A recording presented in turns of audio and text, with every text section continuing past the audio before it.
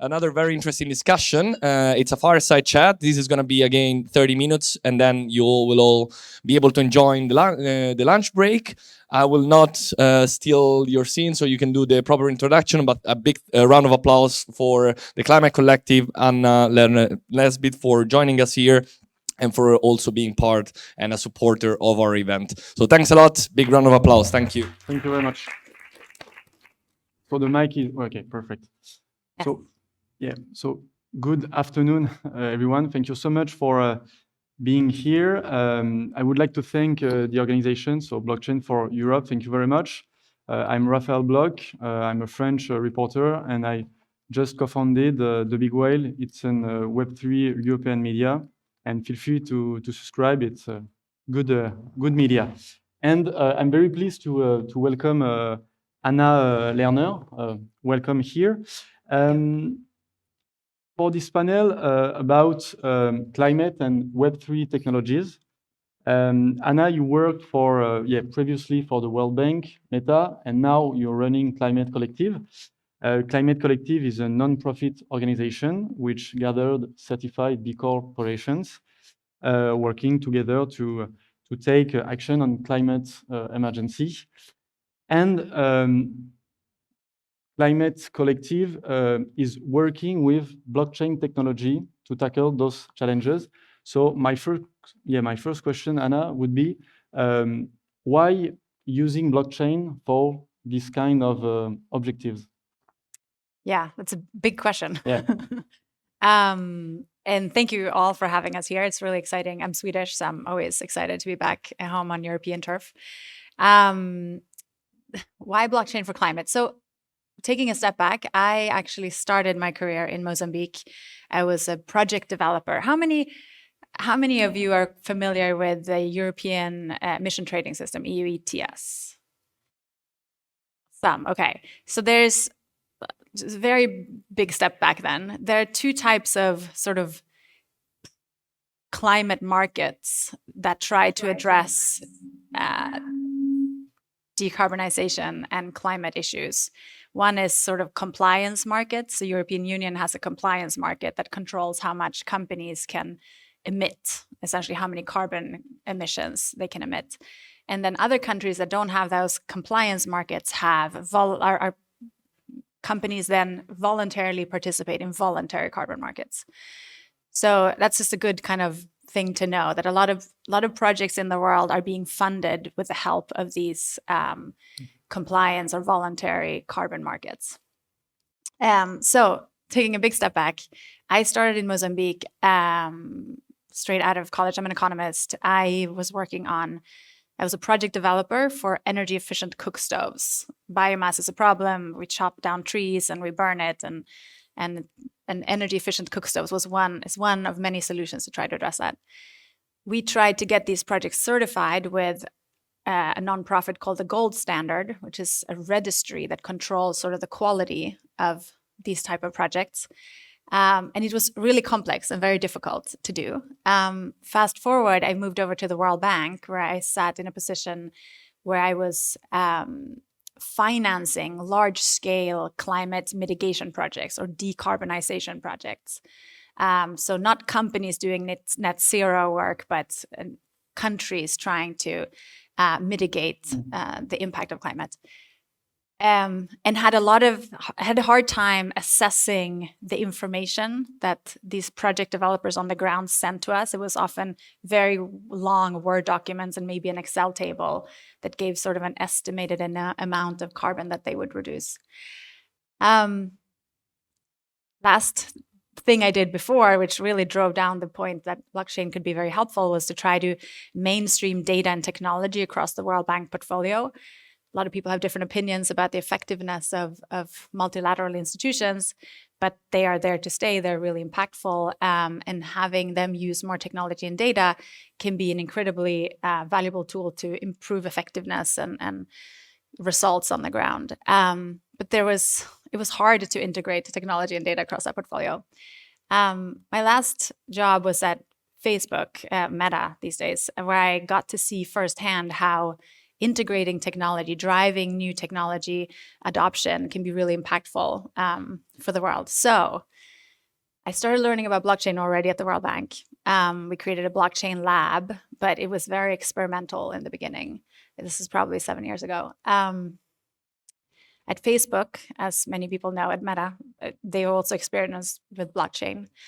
Fast forward, I started realizing that all my experience in climate finance, project development, trying to solve some of these big issues around climate could really be helped by better technology. Blockchain, I would say, is one of the most impactful technologies that we can leverage for this. So when you ask me why did I enter into the space? Why do I think blockchain is impactful? I'm happy we can go down into examples. I think that would be really useful also for the audience, but kind of high level, I've done the work of climate for so many years. And when I started realizing how blockchain could be helpful, there was like a light bulb that got on in my head. I just was really intrigued by seeing how some of these very complicated problems that we've had throughout the whole value chain could actually be resolved with this technology.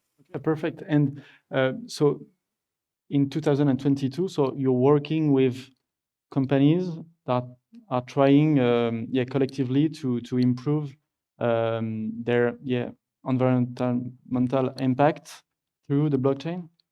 Yeah, so the Climate Collective is essentially, I would say, it's an innovation network. Our goal is to create or unlock a more liquid and trusted market for what I would call digital environmental assets. So quick pause, what do I mean with digital environmental assets? Almost all sectors have digitized, particularly during the last 2 years, right? Fast forward, e-commerce, e-health, industries have digitized with the help of digital things, of IoT and all of that, sensors, etc. Data is really the currency that drives a lot of these sectors. The climate and the environment space hasn't so far. I think that's problematic because without having an accurate representation and understanding of biodiversity, other climate benefits, and without kind of being able to capture their value, if that's in a digital twin or in another way, sort of creating a digital asset or a digital credit for the environmental benefits that they provide, we aren't able to finance the protection of biodiversity and climate accurately, and we're not able to track how we're doing and identify hotspots. So big objective of our network is essentially to support the transformation into a more digital environmental and climate sector. And can you just give us some examples?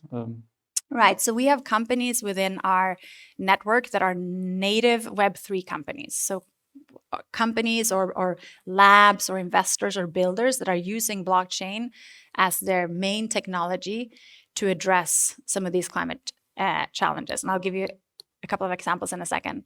We also work with Web2 climate tech companies and try to bring them into the fold and help them leverage blockchain or digitization, if you will, where it makes sense in their business models. And lastly, we try to also work with climate nonprofits or institutions that in the same way have projects all over the world, are trying to track their projects, are trying to measure impact and results, and could leverage blockchain as part of their technology stack across their organizations. So now, examples, right? I think some of the most powerful examples that we're seeing in our portfolio are, well, frankly, we have companies that are innovating across the whole value chain. This argument, if you're not super involved in the voluntary carbon market or carbon markets at large, this argument might fall a little flat. But the reality is it's an extremely complex value chain with so many entities across the value chain. So I think this intermediation potential that blockchain has, the ability to not have 40 different actors between project developers and the buyers of carbon credits, that's really impactful because all of these 40 or 30 or 20, whatever they are, actors, they take a large percentage of the value of the carbon credit that is developed on the ground. So being able to remove some of these actors by automation, smart contracts, or this sort of trustless accounting system, if really simplifying what blockchain could be, is really impactful. And it results in much more funding being left to the originators and the project developers. It could be a community protecting a forest, for example, or it could be a group doing forest restoration or similar. So we have companies that are innovating in the last part of the value chain, so the marketplaces. You might have heard of groups like Flow Carbon or Toucan, Senken, Thalo. These are all Web3 companies that are building new types of marketplaces that make it much easier for companies or individuals to access this market that previously has been very gated and very difficult to access. That's really impactful if you think of all the commitments from companies around the world around net zero, or other companies that are under compliance markets, like in the European Union, where they need to first reduce as much carbon emissions as they can, obviously, in their own operations. And then for the emissions that they can't reduce, they probably need to offset them by buying carbon credits from markets. And you are working on a public blockchain or private blockchain? I mean, what's your point of view of this kind of choice?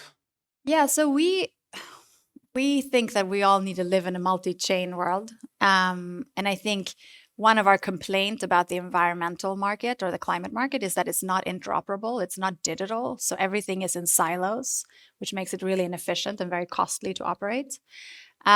So at the Climate Collective, we have members that are building on lots of different chains.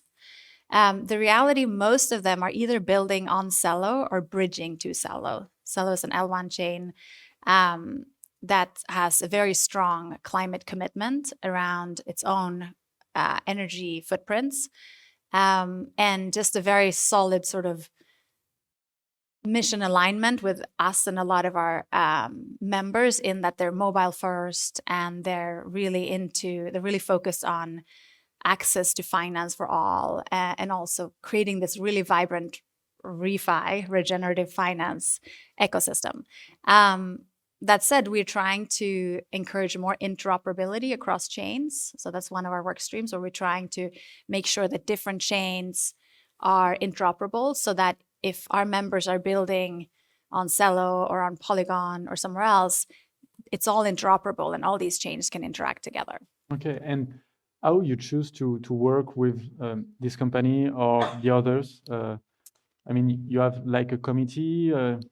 Yeah, it's a fairly young organization. It's only existed, I think, for about 10 months.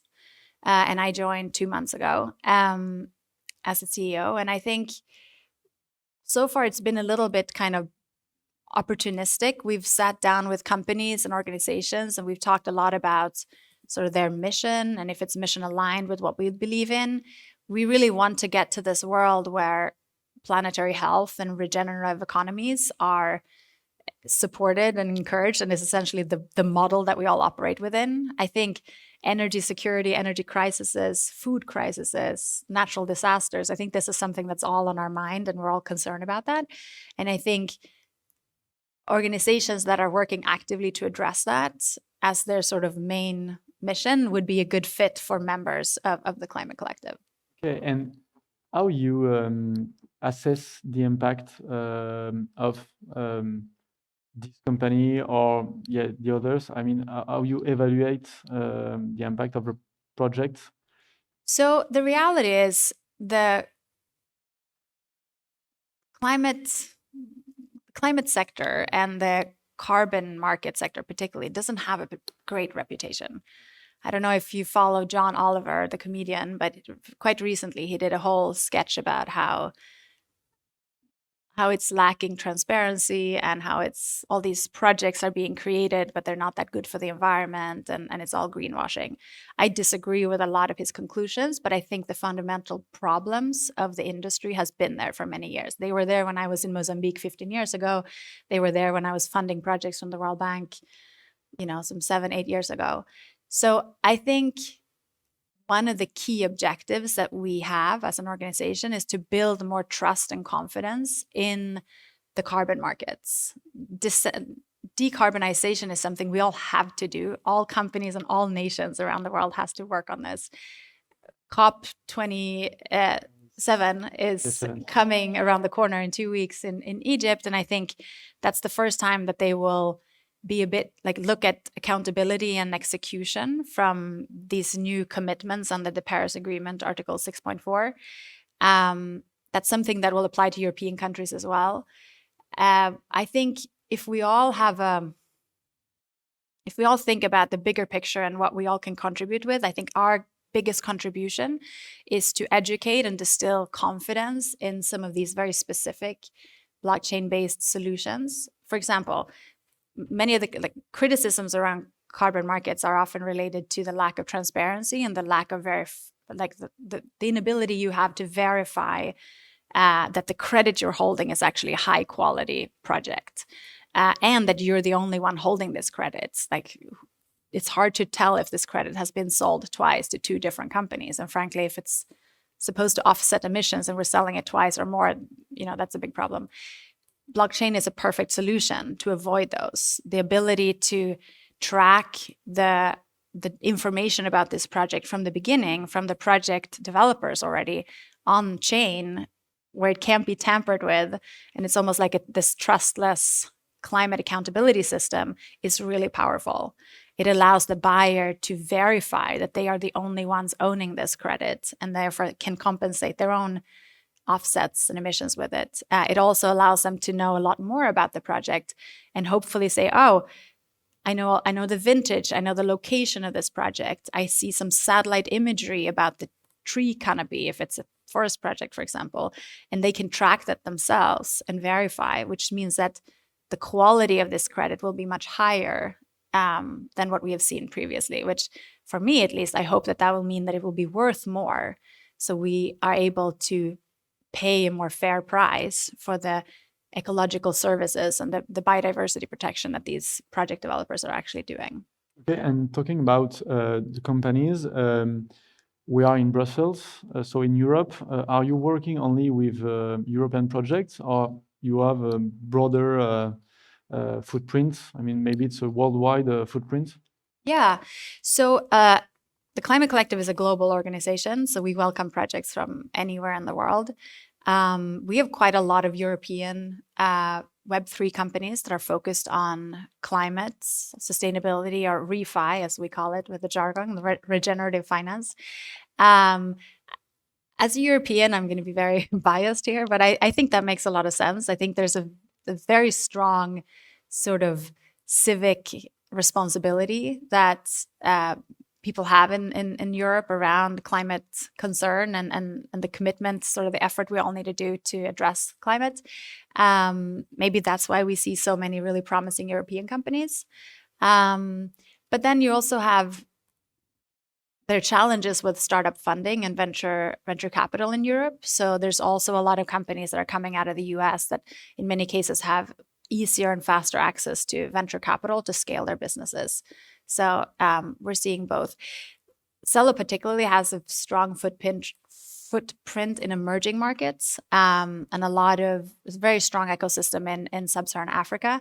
And I'm very excited to work more with them, not only because I've spent a lot of my career in sub-Saharan Africa, but I think homegrown solutions, when the communities themselves who are living with the most dire impacts of climate change, they're often the best at knowing how to solve it or how to build resilience in the communities or how to adapt.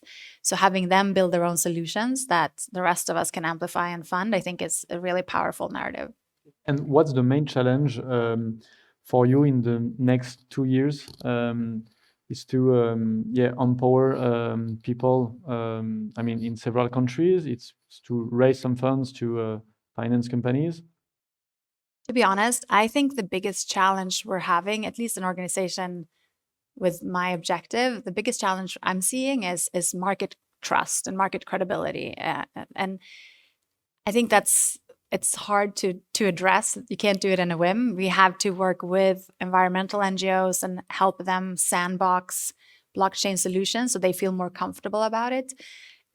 The elephant in the room, everyone always says, but the environmental footprints, energy footprints of blockchain is horrible. How can you build climate solutions on blockchain?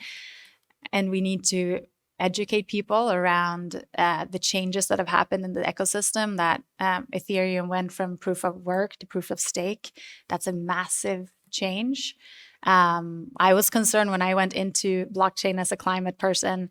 I had read about the footprints and just learning about how Ethereum, which is, the biggest elephant in the room, has now changed and radically reduced their carbon footprints and their emissions and offset all of their historical footprints. That's massive. I don't think everyone knows that. I think that's something that we need to tell the world about. I also think this is extremely unsexy, but monitoring, reporting, and verification, MRV, is the key for any kind of international development or climate project. And digital MRV, leveraging satellite imagery, leveraging big data analytics, leveraging AI, machine learning, and saving all of this insight and this data on chain where it can't be tampered with. That's one of our best ways to build credibility in the market, because then we can demonstrate transparently that these projects are of higher quality, these projects are more sustainable. And we can also let the market verify it on their own. It's not kind of an opaque black box where you buy a credit and you get a PDF document and you don't really know. You can't trace origins. So I think market credibility is really critical. I'm here to work on that and support the industry to get to that point. But yeah, I think that's the challenge. And are you working on with European politics? You know that Europe is going forward with the regulation. Mika just voted a few weeks ago. Do you think that we need more regulation, especially on those kind of topics? It's interesting. I was actually on a podcast yesterday, and someone asked me and a couple of Web3 companies the same question. As an economist, I think it's really helpful to have clear rules of the game. Once you know the rules, you know how to operate, you know what you can do and what you can't do. I think it's challenging today that the companies that I'm supporting are operating in a system that have really unclear rules, both in terms of sort of climate action, climate finance, carbon markets, as well as blockchain. That's not helpful. I think it would be helpful to have much clearer rules for sure.